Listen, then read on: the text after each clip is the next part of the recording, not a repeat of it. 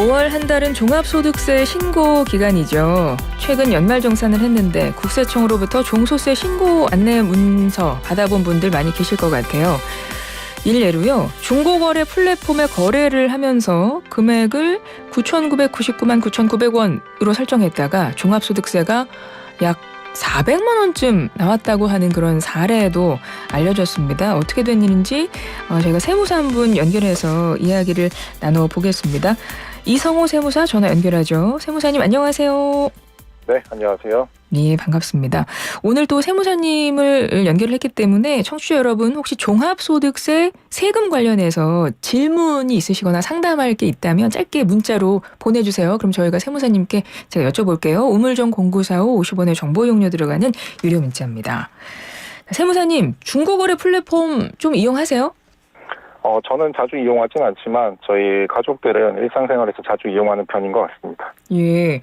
근데 제가 앞서 언급을 했는데 중고거래 플랫폼에서 거래를 했을 뿐인데 지금 세금을 내라고 해서 당황한 분들이 계신 것 같아요. 이게 어떤 일인 거예요? 네, 본격적인 5월 소득세 신고 기간 이전에 지난 4월에 이 국세청에서는 이 관련 내용에 대한 보도 자료를 발표한 바가 있습니다. 저희 이용자 실명 확인이나 이 소득 추적이 어려운 이러한 온라인 환경의 특성을 악용한 신종 탈세에 대한 세무조사 사례인데요. 마치 표면적으로는 개인 간 거래인 듯처럼 보이지만 일부에는 사실상 사업 거래에 대해서 추가적인 세무조사나 자진 신고를 통해서 성실하게 납세를 유도하고자 하는 그런 내용입니다. 그런데, 개인 간 거래가 아니라 실질적으로 이제 어떤 사업적인 일을 중고거래 사이트에서 이제 하면서 그거를 어떤 탈세 목적으로 이제 한 거를 이제 잡아내겠다 이런 목적이라는 건데 그거를 근데 어떻게 알 수 있습니까? 개인 간 거래인지 아니면 그렇지 않은 건지 뭐 기준이 있어요? 일반적으로 온라인이나 중고 장터에서 판매 행위를 하기 위해서 또 이러한 거래 내역을 입증하기 위해서 지출 등은 대부분 발생을 하진 않는 경우가 많습니다. 그렇다면 실제로 판매 대금이 입금되었는지 또는 송금 내역과 같은 금융거래 내역을 통해서 입금하는 것이 가장 현실적인 입증 수단이라고 보시면 좋겠습니다.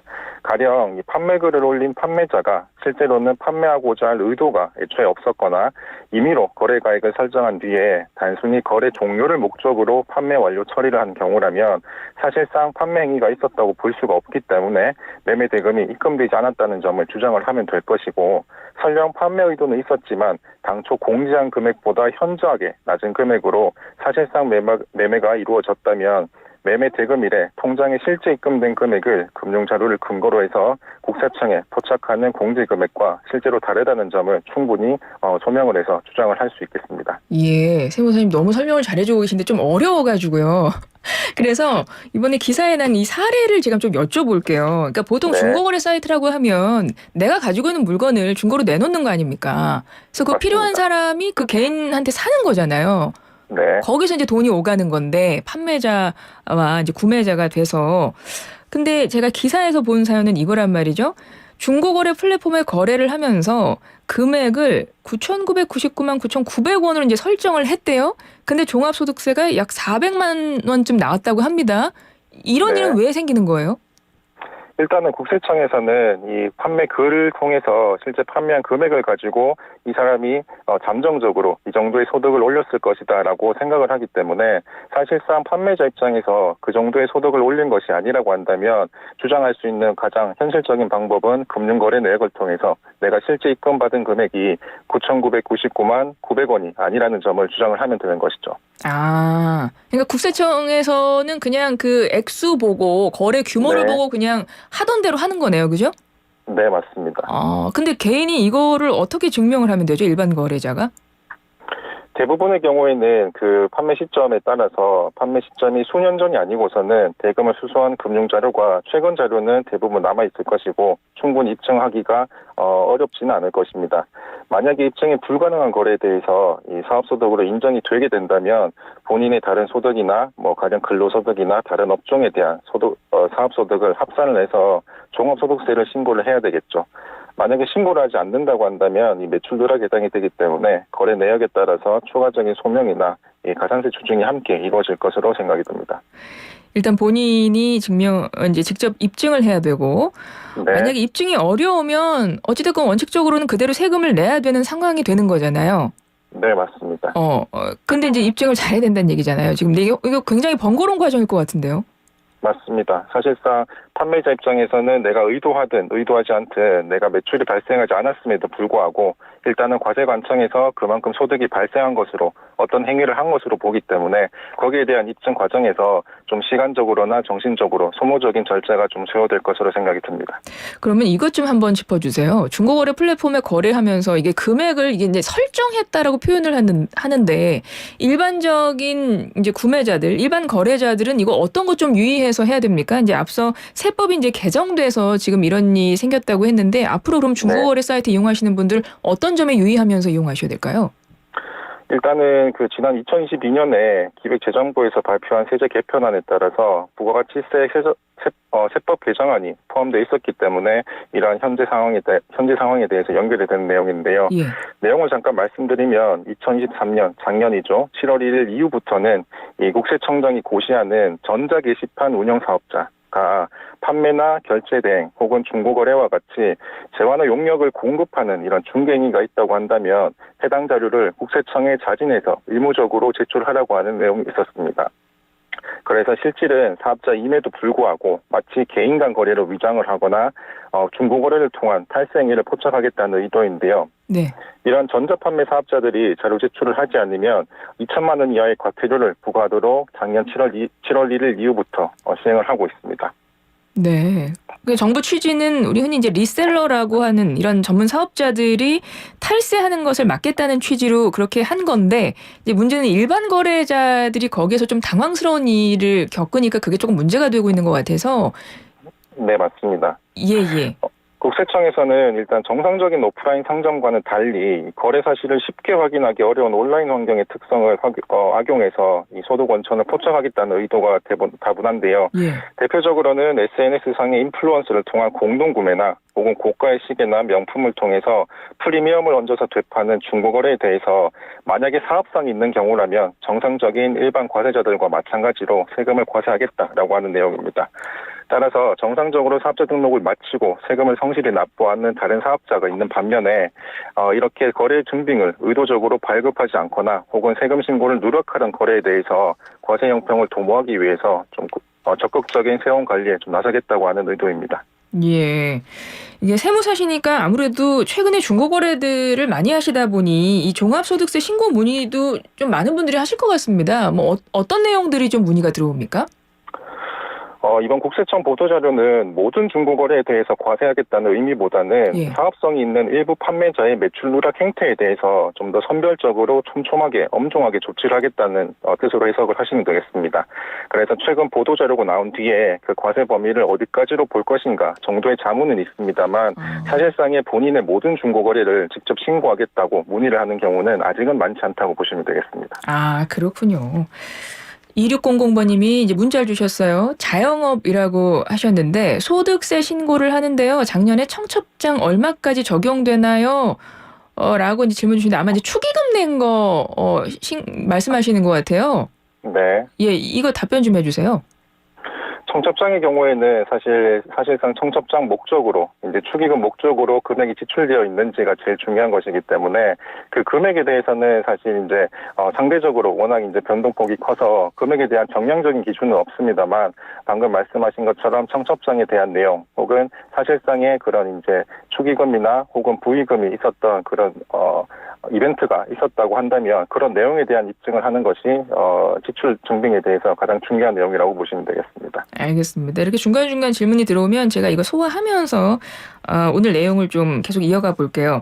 앞서 중고거래 플랫폼에서 지금 이제 세금 종합소득세 낼 때 세금 갑자기 너무 큰 액수 과세가 되는 이런 이제 사례가 발생할까봐 이번 그 기사를 통해서도 많은 분들이 좀 나 같은 경우도 그러면 어떡할까 고민하실 것 같아서 오늘 좀 미리 세무사님께 여쭤보려고 연락을 드렸고 지금 고가의 명품 같은 경우도 이 명품 가격대가 높다 보니까 이게 거래하실 수도 있잖아요. 일반 거래자들이. 근데 이런 네. 경우도 종합소득세 신고가 필요할까요?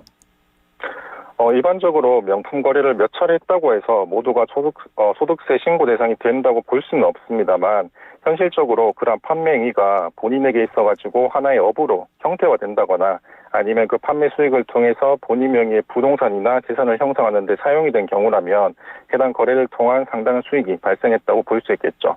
따라서 한두 번의 이런 간헐적인 거래가 과연 일상생활에서 발생할 수 있는 하나의 이벤트에 불과한 것인지 아니면 계속적 반복적인 거래를 볼 것인지는 당사자의 다른 소득 원천과 비교해서 종합적으로 판단해 볼 필요가 있겠습니다. 그럼 정부에서도 예를 들어 영리 추구 목적의 반복적인 중고거래 행위에 과세하겠다 이런 취지이기 때문에 그거를 들여다볼 것 같은데 뭐 얼마 기준 이상이라는 게 있을까요?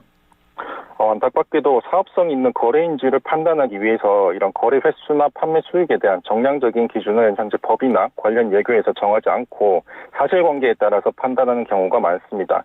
예를 들어서 연간 판매 횟수를 5회 이상으로 하게 되면 사업성이 있는 것으로 보겠다라고 가정을 했을 때 판매자의 판매 행위에 따라서 즉 고가의 시계를 취급하는 판매자는 당연히 5회 미만으로 판매 횟수를 조정을 하겠죠.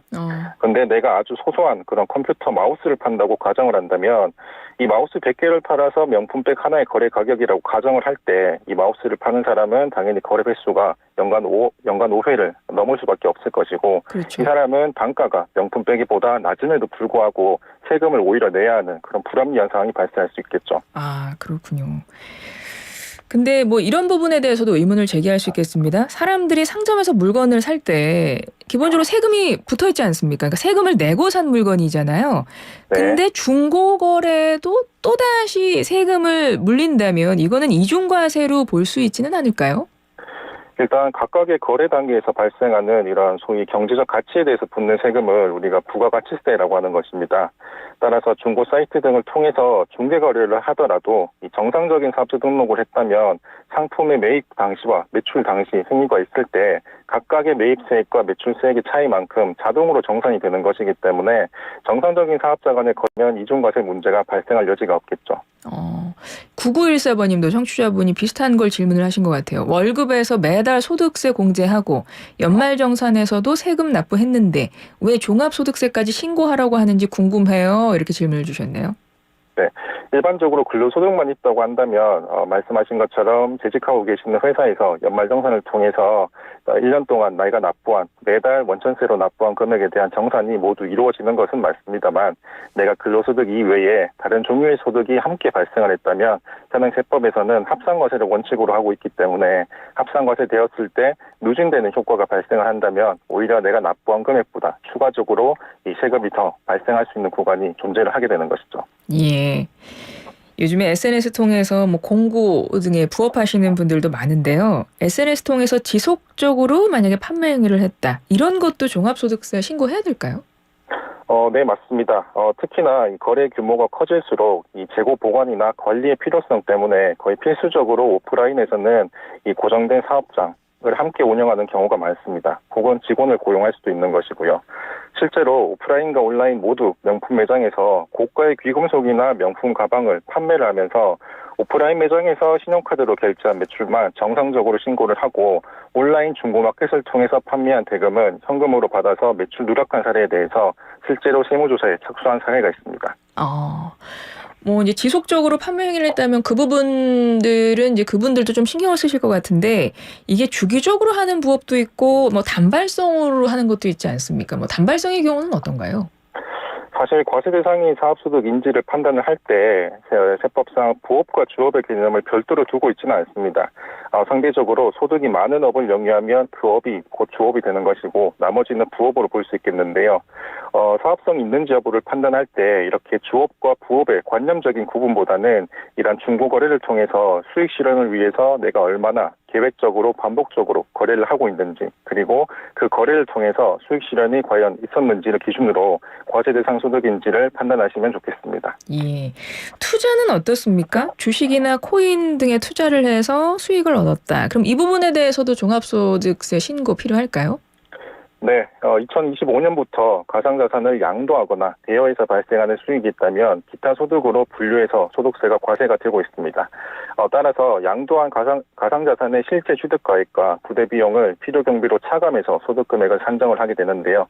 이러한 가상자산에 대한 소득 금액에 대해서 250만 원을 차감한 금액에 약 20%의 세율을 곱해서 계산한 금액을 내가 납부할 세금으로 결정이 되게 됩니다. 예, 알겠습니다. 사실 탈세는 당연히 불법이니까 하면 안 되지만 뭐 절세는 해볼 수 있죠. 합리적인 합법적인 선에서 절세하는 거는 필요하기도 한데 종합소득세 신고할 때 절세할 수 있는 팁, 꿀팁이 있다면 좀 전문가로서 조언 좀 부탁드려요.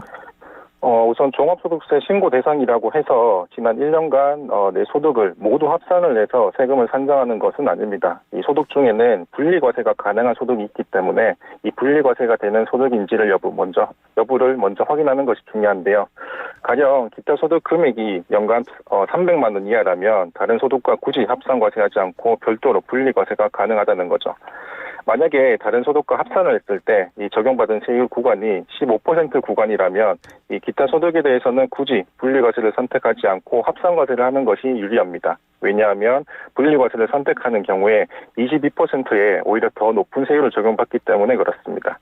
따라서 내가 가진 지난 1년 동안 이 발생한 소득 중에 분리과세 소득이 있다고 한다면 합산과세 대상이 되는 소득과 합산을 한 경우와 분리과세했을 때 세금 크기를 비교해서 어떤 것이 좀 더 세금이 적게 나오는지 유리한지 확인하시고 신고하시면 좋겠습니다. 예.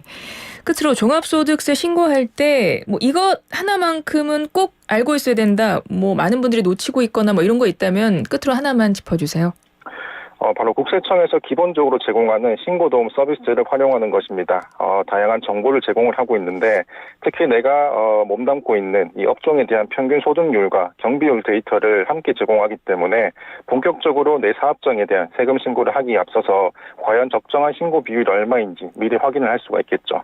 그리고 내가 이미 납부한 중간연합 세액이나 노란 우산공제 불이백 또는 이자나 배당 소득이 있다면 그 이미 원천 징수된 금액을 한 번에 확인을 할 수가 있기 때문에 내가 지난 1년간 다양한 소득이 발생을 했다면 반드시 신고도움 서비스를 활용을 해서 정확한 소득 금액을 확인하고 경비 누락이 없도록 신고를 하는 것이 좋겠습니다. 알겠습니다. 지금까지 이성호 세무사였습니다. 오늘 말씀 고맙습니다.